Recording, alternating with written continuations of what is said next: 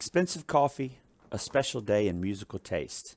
Why is making predictions so fun but rarely correct? Do you like making predictions? Do you like thinking about the future? Daydreaming? Do you ever play the lottery? What numbers do you think are going to win? Why? If you're like me, you like thinking about the future. You like making predictions, particularly about yourself. But also, if you're like me, they rarely come true. In this talk, we're going to explore the different sources of our ignorance regarding prediction making. And we're also going to look at 6 different reasons why prediction is so error-prone. On a scale from 0 to 10, where 0 is introverted and 10 is extroverted, where would you place me? Most people who just meet me say that I'm closer to an 10, closer to an extrovert. But would you believe that actually I'm closer to a 0? And the people who know me best, like my wife, my children, and my extended family, would tell you exactly that. Now the question is, why was my granddad so quick to hail his longevity was the result of positive thinking? Why are we so bad at predicting what our psychology professor's musical tastes are? And why do so many people misjudge me as an extrovert? The answer is the power of anecdotes. It's like stereotyping. You know a little bit about someone. That little bit you know may be very superficial, like my age, for instance. And from that, you draw all sorts of inferences, all sorts of conclusions, all sorts of comparisons with others that you know like me.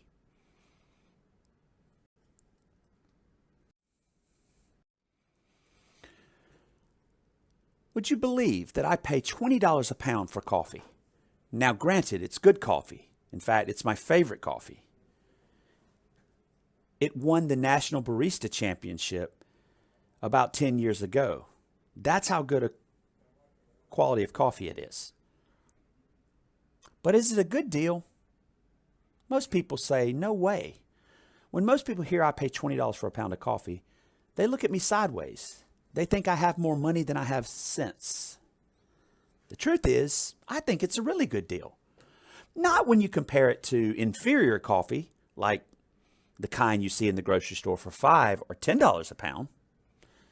But certainly when you compare it to coffee that's of similar quality, say your local Starbucks, and instead of comparing it to the pound, you compare it to a freshly brewed cup, it appears to be a much better deal. For instance, a bag of coffee this size, brewed at Starbucks, would probably get you between 10, maybe even 20 cups. At $3 a cup on average, that's anywhere from $30 to $60 a pound. So if you buy 30 cups of coffee this year at Starbucks, you've paid upwards of $90 a pound for that coffee. Whereas I've only paid $20 a pound, and I can get anywhere from 20 to 30 cups out of that pound as well. Take a look at the images to the right. Do you recognize these people? I mean, it's obvious they're all white, and they're all men, and they're all at least probably middle age. Maybe a few of them are younger. But do you recognize them? Take a good hard look.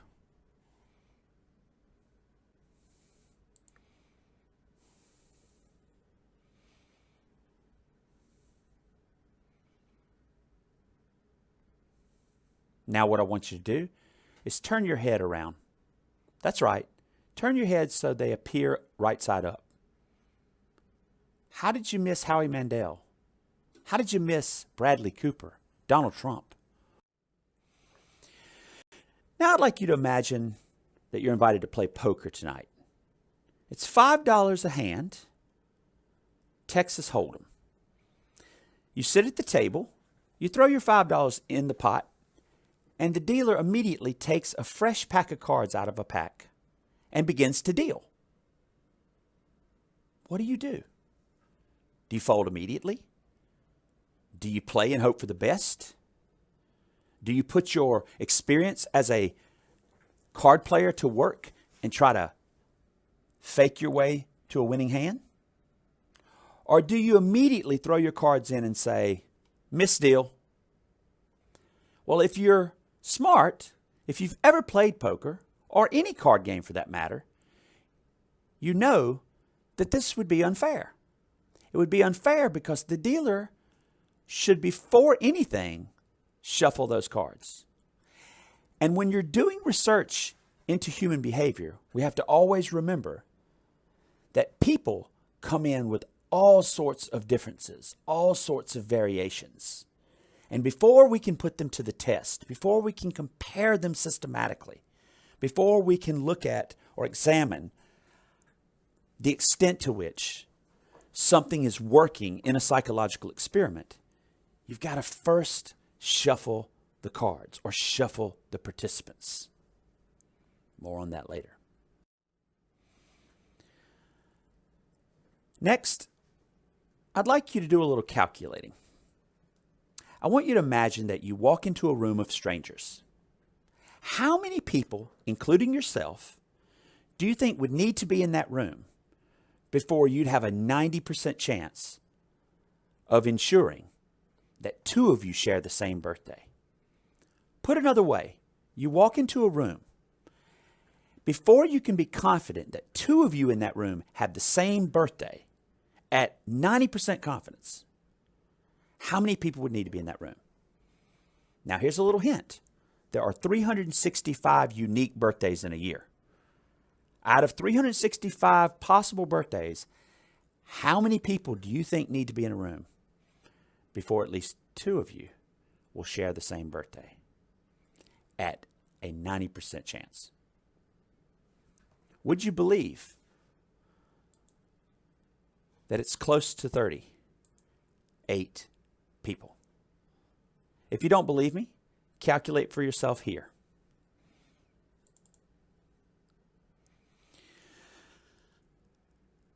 At the end of the game show, I'm not sure if it's still on television, Deal or No Deal,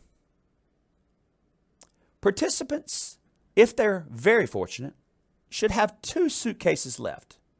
They start with, say, 50 suitcases, and they systematically reveal what's inside the ones they pick, leaving only 2 at the very end of the show. Again, if you're fortunate. Now, these suitcases have different amounts of money in them, and the objective is try to leave with as much money as possible.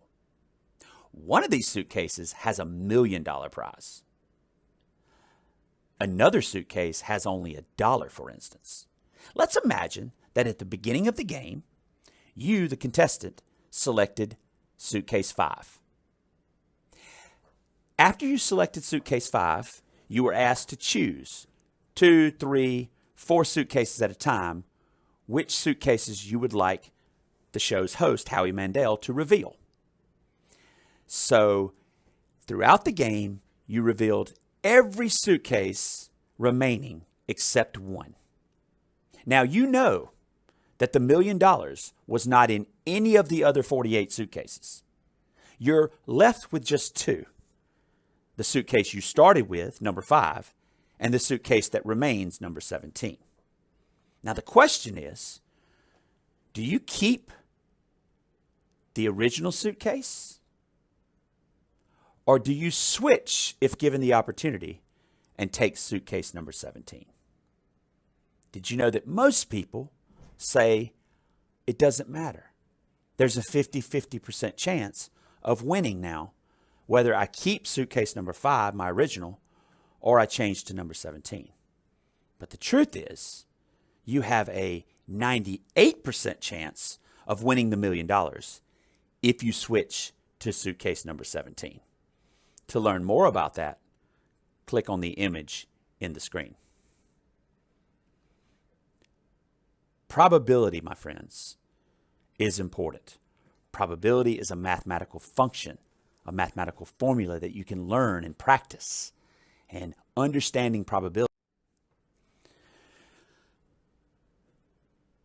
Next, how many keys in your pocket, in your purse, on your person right now, crank your car. Or if you don't have a car, open your door. Most people say 1. They can even quickly pull it out and show me. Next, I'll ask a follow-up question. Is that the only key that you have in your possession that will crank your car or open your door? And are you certain that that's the only key that will do it? Most people say, yes, that's the only one that'll do it. And when asked, how do you know that? They'll say, because that's the one I use to open my door or crank my car. But all that really tells you, the only conclusion you can really draw from that is that that is one key that you know will crank your car or open your door. You don't know if that's the only one because you haven't compared it to anything else. In other words, you've started with a conclusion before you've even put alternatives to the test. And speaking of putting things to the test, consider the next example. Should you ever change your first answer on a bubble test? Imagine you take the test, you've got 2 or 3 answers that you decide to erase and change. You get your test back, you notice you've made an 84. What's the first thing you do? Well, the first thing you do is you look at the ones you got wrong. What's the next thing you do? You look at the ones you got wrong to determine whether or not you changed your answer. And yes, oftentimes, you have indeed changed your answer. This makes people believe, unfortunately, that they should never change their answer because they can find instances of when they changed their answer and got it wrong. Before you can draw the conclusion that you should never change your answers from your first inclination, you must do a fair comparison. You must look for counter evidence or alternative evidence. What kind of evidence should you be looking for? Well, at the very least, you should be looking at all of the instances in which you changed your answer. Not just the ones that resulted in a wrong answer, but yes, even the ones that resulted in the right answer.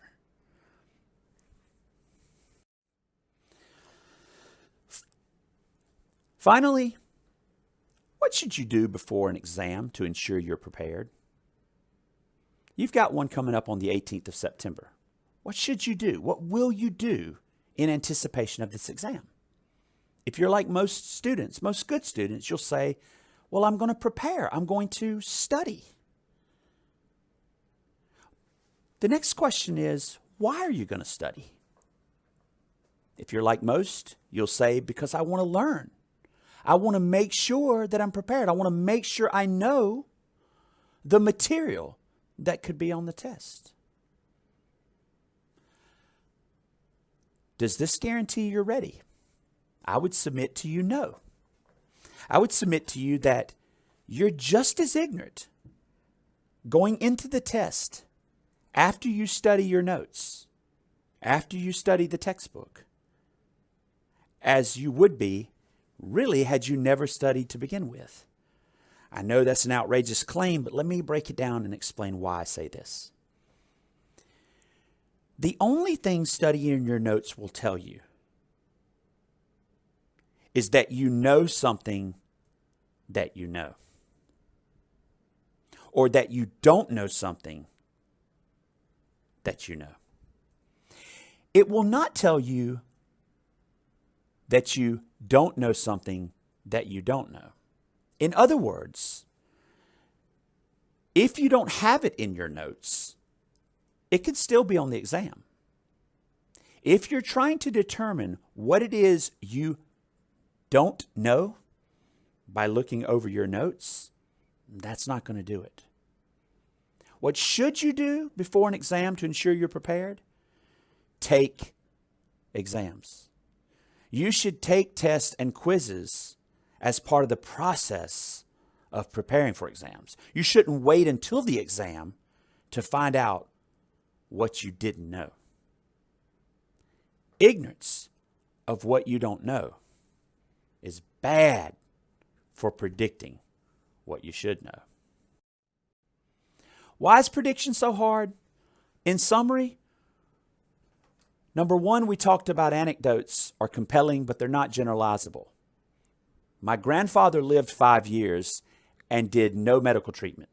But that does not mean that if others were prescribed that same process, they would necessarily live as long as he did. There may have been something special about him that just simply doesn't generalize to others with stage 4 cancer. Number two, we have trouble thinking to scale and perspective. It looks like at first glance, $20 for a pound of coffee is too expensive. That's because you're comparing it to the same scale, another pound of coffee that perhaps might be cheaper. Of course, it might also be of an inferior quality. But comparing it to a cup of good quality coffee that you purchase in a coffee shop, well, at $3 for a 10-ounce cup, $20 a pound is not that much. In fact, it's a deal. We forget to shuffle the deck before we deal. If I had 4 points worth of extra credit to give away, and I was going to give 4 people in the class 1 point each, and I just walked over and I handed 4 people that extra credit, and I handed the rest of the class a piece of paper that said, sorry, there's no more left, you'd say, that's not fair. What you'd expect is if I'm handing out extra credit, I give everybody the same amount, or I give everybody an equal chance of earning it. At the very least, I would need to shuffle those 4 points worth of extra credit and then deal them out so that everyone has the same chance of getting one of those 4. Number 4, we don't understand probability. Math seems hard to us. Probability seems magical. It seems formulaic. It seems intense. That's probably why making predictions that are based upon cold, hard mathematics seems so difficult. The truth is, you don't need that many people in a room before you can be relatively confident, at 90% confident, that 2 of you are going to share the same birthday. That seems illogical and counterintuitive, but that's only because you don't understand probability. Number 5, we start with conclusions instead of questions. This is known as confirmation bias. If you start by saying, I shouldn't change my answer, and then you look for evidence to support that, and only look for evidence that supports that, you're going to be bad at making predictions. Finally, we don't know what we don't know. We are ignorant of what we don't know. Therefore, if you're preparing for a test, you need to be quizzed in advance of that test. You need to be tested in advance of that test so that it can be brought to your attention what you don't know. Because without test questions letting you know what you didn't know, you will remain ignorant. The only thing you'll know is what you know, what you have in your notes. You'll never know what you don't know, and therefore you'll never be able to prepare for that. Okay, that's all for now. I look forward to seeing you next Monday and Wednesday, depending on the cohort you're in. In that class, we will get into the nuts and bolts of the first 2 chapters, starting with this slide. If you want to get a head start, feel free to go into Blackboard and toggle through some of these slides on your own. Okay? Take care and have a good weekend. Bye-bye.